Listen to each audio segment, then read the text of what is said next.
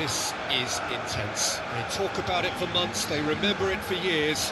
It matters almost too much when Barca and Real collide.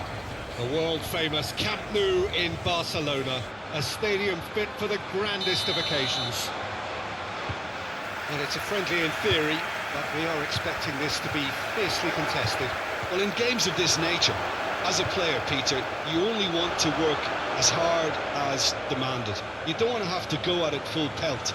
But when the opposition is what it is, all of that kind of goes out the window. The challenge here will ask more of you, and so both teams will wish to give more than they take. It's one of those games, Peter, where if the opposition increase their effort, you have to follow it. And already, well, that's a foul. Free kick's been given.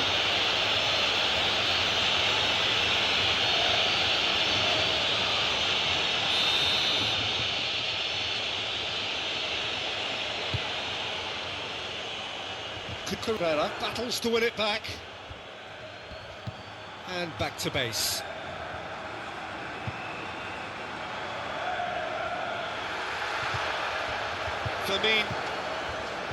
Yamal hoists it forward.